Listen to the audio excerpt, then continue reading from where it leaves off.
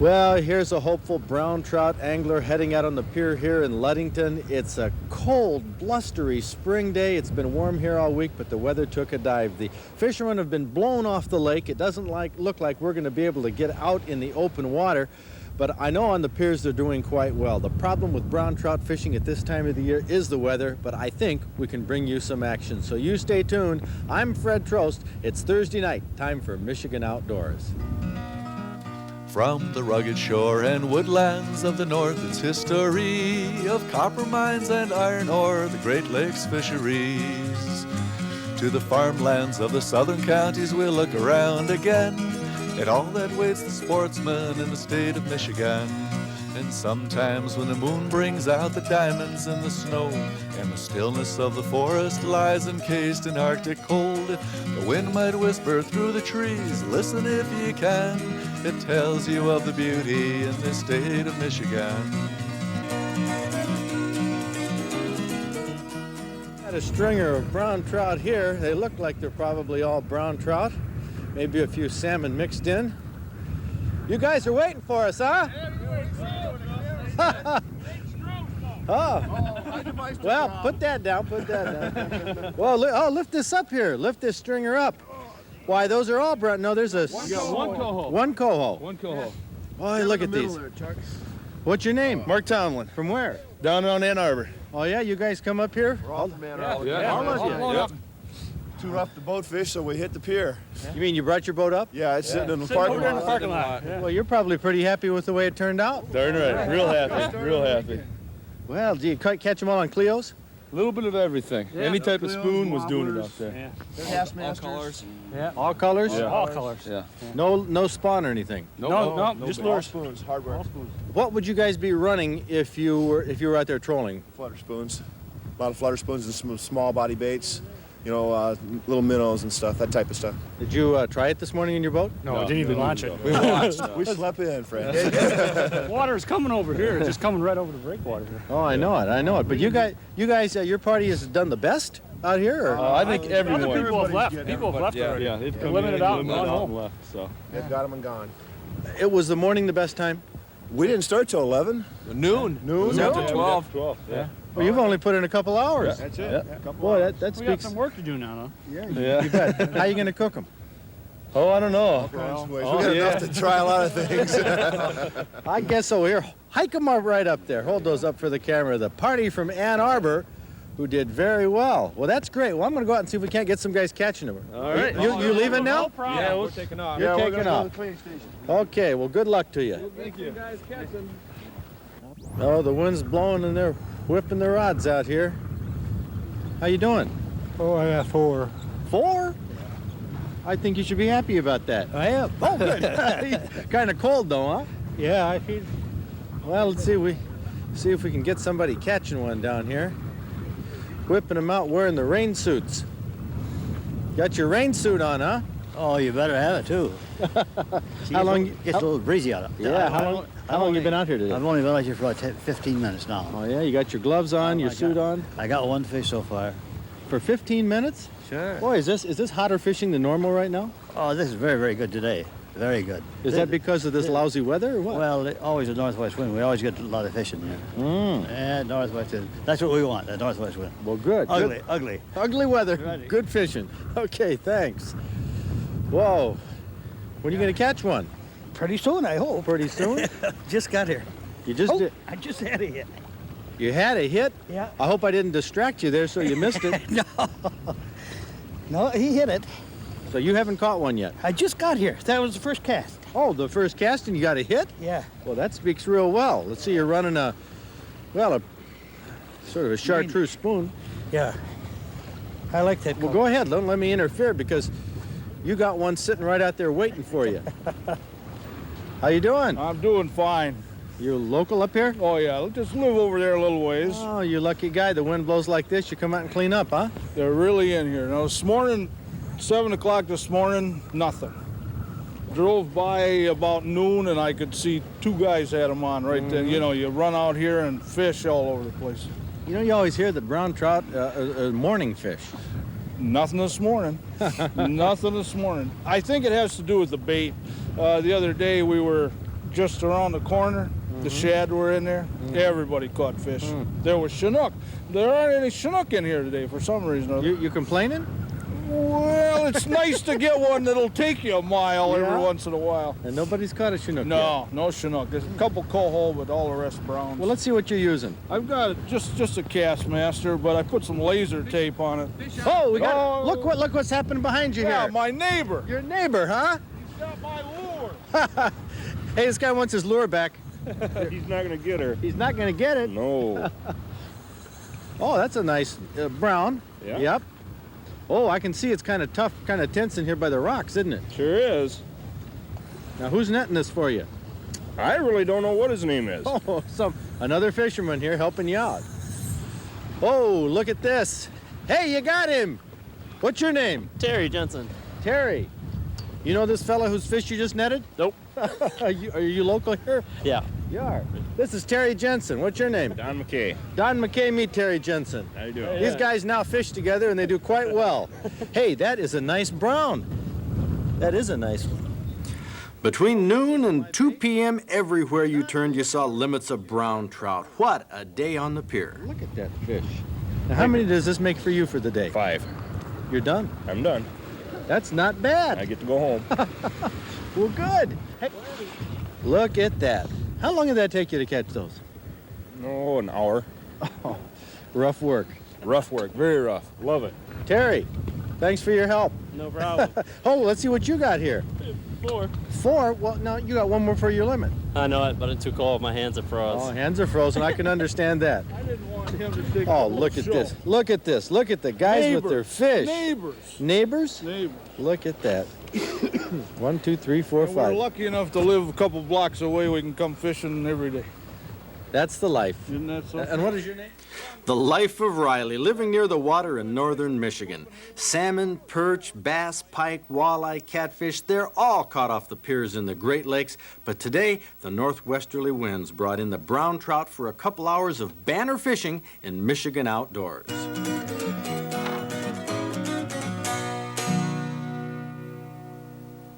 That windy weather like that always doesn't improve fishing in most areas, but it does in the Ludington area along the shore there for the brown trout off the pier. Take a look at some of the fish we're catching at this time of year and the turkeys that have been taken in our trophy book. So far, the leader in our Trost Turkey Hunting Award program is Ron Northman from New Baltimore. At the crack of dawn on April 26th, Ron was waiting for the gobblers to come off the roost in Ogemaw County when this 17.5-pounder strutted into range. It'll make a great Thanksgiving meal, and so far, its 10-inch beard puts it #1 in our trophy book. Most of the brown trout taken off the piers, are in the 2 to 3 pound range, but on April 12th, Dave Shreve from Carlin caught this 22-pound brown trout on a chartreuse jointed Rapala. 32.5 inches long, must have given Ron a whale of a battle. That brown was caught off Frankfurt. Steelhead begin moving back into the Great Lakes at this time of year, and last year, on May 18th, Dave Fritz from Grand Haven caught this 34-incher off the pier. Evidently, he was off the pier. He was fishing, still fishing, with an alewife. That steelhead weighs 17.5 pounds. Dropping back to January, Tom Nabel from Farmington Hills caught a trophy northern pike on a shiner on a private lake in Oakland County. Now, it wasn't weighed on certified scales, but its 41-inch length qualifies it for a Stroh's Fishing Award. Coming in with a master angler qualifying weight of 19 pounds, Iro Wataya from Hancock in the UP shows what kind of pike come from the north of the straits, lakes, and streams on opening day. Last year, on the 15th of May, he caught this 43-incher from Portage Lake. Still fishing, 1:30 p.m. with a golden roach. I'd love to catch one like that this weekend. A crappie has to be 13 inches for a Stroh's Award. This 14-incher made it easily for Gene Van Tongeren from Gaylord. Otsego Lake at noontime on a minnow was the magic technique. And finally, our first entry ever in the smelt category, meeting the 11-inch minimum, is this dandy taken by Terry Vining of Wyoming. Dipping in Paquin Creek in the UP's Mackinac County on May 2nd, 4 a.m., this 11-incher is the #1 smelt of all time in our trophy book and earns Terry Vining the honor of our Michigan Outdoors Trophy Angler of the Week.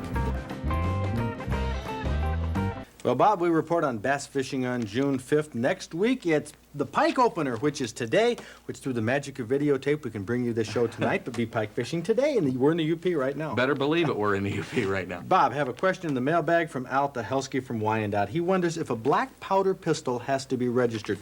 Now, his gun dealer says it has to be registered, but the police department he checks with says it doesn't have to be. The definitive word on these gun laws comes from the state police, as far as I'm concerned. And the state police say if you're going to use it for hunting or shoot it, one shot out of it, it has to be registered. If you're going to use it to hang on the wall as a replica or whatever, it doesn't have to be. And that's the answer to that question. Now, hang on. We're going to give you a ride in a three-person power sport motorboat in just a moment. But first, let's see if you can answer this question in our outdoor quiz.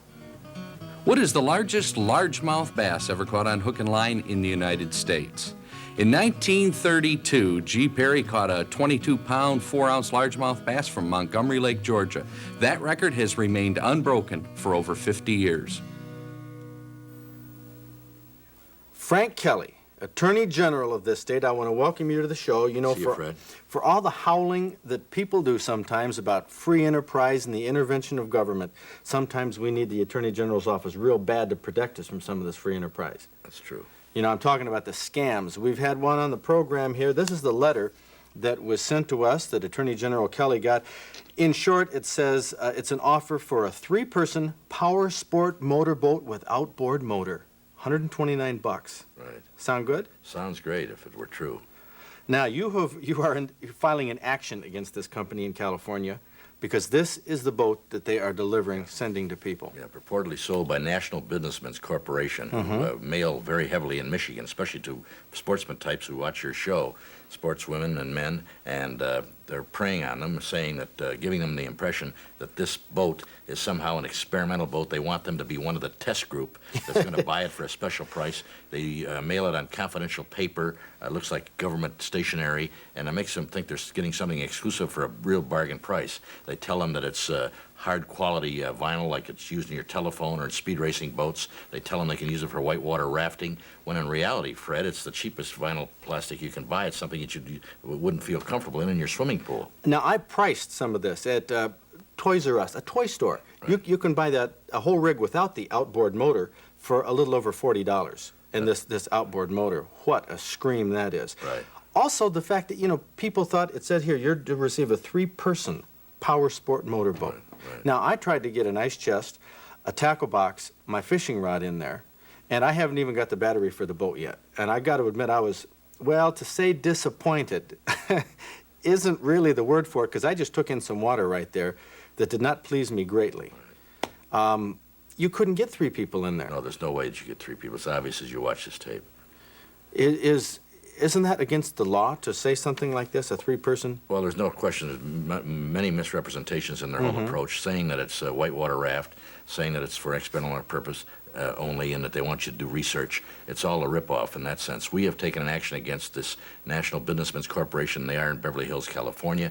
The action we've taken so far means that if they don't respond immediately, we're going into court to sue them on the Consumer Protection Act and get injunctions to stop them from putting this on the market and try to fine them for every day that they operate. Well, here was my response to fishing in this boat. I had to get rid of that stuff. Right. I was taking on water. I wanted to put the battery in. Listen to this. Okay, the maiden voyage with this mama. I hope I don't get electrocuted sitting in here. That'll just be a minor shot. You're going to first stand up. Move right around her. Okay. Woohoo! How about that? How do you steer That's it? the outboard motor. No, And that's there's- absolutely ridiculous. I mean, set that battery in there. You couldn't get two more people in there? No, there's no way. And if you had people in there, the thing wouldn't move. It looks like it's drifting with you. Of course, the point is when people responded to this and said, essentially, they got a free boat for sending $129, there it is, a three-person power sport motorboat with outboard motor. You filed this action. What is this going to do anything for the people? There's been a half dozen people who have called us, all of them embarrassed. Right. In fact, the fellow who brought us this boat from Eaton Rapids, he said, I'll bring it up to your office. I'm going to be the guy with the paper bag on my head. Right. didn't even really want to be seen with it. If they'll contact the Attorney General's Consumer Protection Division, all I can say is we'll try. We'll try. Most of the time, their money's gone. If it's somebody in Beverly Hills, he's probably spent it already. But we will try to get it back. So anybody that's out there in a similar situation, don't hesitate to call us. But the main thing is, and the reason for your bringing us to the attention and reason we're here today is to stop people in the future. If there's anything like this comes in the mail, you're suspicious, you're sports people, and you're not sure about it, rather than spend your money in advance, call the Attorney General's Consumer Protection Division. We usually have a line on people like this in advance, and we can save you the headaches and the hassles of being taken like this. So don't call the company to ask for a brochure or an explanation. If you look like it looks like a great price. I mean, as you know, that whole rig could probably be bought at a merchandise place over here for $30, $40. Yeah. The motor's a piece of junk, you know, right? And so if somebody's out $150, $160 in postage, there's no way. If they'd have called us, spent 20 cents to $1, we could have told them, hey, be very wary and don't do it. Some of the scams coming up right now. Get into the night crawler farming business. Chinchillas and see, they buy the list, Fred. They'll buy a list. They'll find out who your people are. They'll buy lists from them, and they'll prey on sportsmen and sportswomen in the state. And that's why it's a good time of the year for us to say this, because if you have any suspicions at all, that's what the Consumer Protection Division of our office exists for, to prevent that from happening. Great. Good to be with you again, I hope you sock it to them. Well, these we will. guys. This one we will. I hope these people can get their money back. You know, this probably isn't funny to a lot of people, but at our outdoor fair in June, maybe we could have everybody who got these boats come up and we'll have a race. Yeah, I don't know. I think we're doing a bathtub. You're doing the bathtub. Well, anyway, thanks, Ed. I hope to see you maybe at the outdoor fair this year. I will, I promise. Rick Tarnowski, it is great. From Richmond, I tell you, I wouldn't trade it for anything. Rick sent us this recipe called just a brown trout casserole, which the green you see in there is... Well, it isn't what you would think it would be. I don't know what you'd think it would be. Zucchini? Zucchini, cucumber. Isn't that odd? Hey, this is an odd recipe. This is an odd recipe, but it's also very good. It's not overpowering. It isn't. Now, we made this with some salmon that we had in the freezer. The brown trout I love on the grill. Oh, great. Yep. But this, Kathy, why don't you explain to the folks how you put cucumbers and all this into a casserole?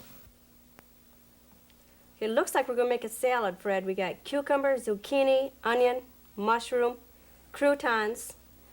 It looks like a salad making. Well, the chicken bouillon? Yeah, right. Okay, you got a whole stick of butter, which sounds like a lot, but it's really going to take a lot to fry the vegetables. I'm going to slice a cucumber, and I was kind of surprised at a fried cucumber. And zucchini, they're kind of similar in taste, a little bit milder. You mean you've never fried cucumbers before? I have for just a casserole, but you not have? for, yes. I haven't. I've never heard of it. For a vegetable casserole. You got sliced onion and then mushrooms. Yeah, look at the way that mushroom came out of the package. Right. It's so pretty, you don't want to slice it up. Kind of an oddity. Okay, then we're going to slice the mushrooms kind of thin. Going to fry all this for just a couple minutes, just to let it brown. It doesn't take too long. An interesting concoction. Like I say, and they kind of mild out each other. You can't taste it a whole lot. Good. Just layer half of this on a casserole dish. Lots of butter in there, too. Like I said, yep. Then you got your salmon fillets, and we did use salmon rather than brown trout. The nice thin fillets. Yeah, Rick says his family prefers the brown trout, but I tell you, a big salmon fillet like that, especially if it's thin, That's right. you should try to keep the fillets of a consistent thickness. Or, yeah, you could slice them in, too, if you needed to. You could then put the rest of the vegetables on top, and the butter. Like I said, it sounds like a lot. I don't quite understand the chicken bouillon. What? Okay, you would never want to use beef with a fish. Just a little bit extra body is all it's going to give it. Just a little bit of liquid in there. And the croutons for the top. Now those, you could add cheese to the top if you wanted, but we're just going to add croutons. Cover it and bake it for 45 minutes, and then uncover it for 15. And here it is, cooked down. You can see the mushrooms golden brown in there and the sautéed vegetables. But I really can't taste those vegetables individually. Now, let's ask the expert here as to whether you can... Expert at what? At taste. This is, okay, how does it taste? Put it pure and simple, it's good. And it's really good because the zooks and the cukes in this, they liven it up, give it a little garden flavor to it. It's really neat. I think it flavors the meat more than you can taste the Doesn't take away from it at all. An interesting. Hey, I'll go for combination. seconds and thirds on this one. Oh, such a surprise. It is a great recipe, brown trout casserole, which you can use with salmon. I don't know, it would probably be good with a lot of different types of Oh, fish. absolutely. Any kind of fillet. Now is the time to get out fishing, folks. May is a great month for fishing in Michigan. I hope you can get outdoors, pick mushrooms, go fishing, anything. It's a great place to be. We'll see you next week. Right now. Boy, you've given up altogether. Oh, yeah. I'm going to just tease them, leave it hang over the water. Has the fishing slowed down here? About the last hour and a half it has, but earlier this afternoon, 4 guys went off with 20. Oh, I know it. Yeah, Yeah, so- we talked to them. I tried to get out here earlier, but my wife was at the beauty parlor, so I had to wait and get out here, you know. Oh. But, go. Oh, are you sad about that? Oh, no, not at all, not at all. This is a big playground for me up here. Yeah, that's great. Did you hear about the big one caught last week? No. Last Thursday, or a week ago Thursday, a fellow was using smelt and caught a 26-pound, 2-ounce brown. Wow. Then he was out 2 days later and caught a 10-pound, 10-ounce brown. Where did he catch that 26-pounder? Just right down the wall here a little bit. Right down the wall Yeah. there. Well, it looks like you did well. Yeah, it's been doing real good. Thank you. I hope it picks up just before dark for you. Oh, yeah, it will. Good.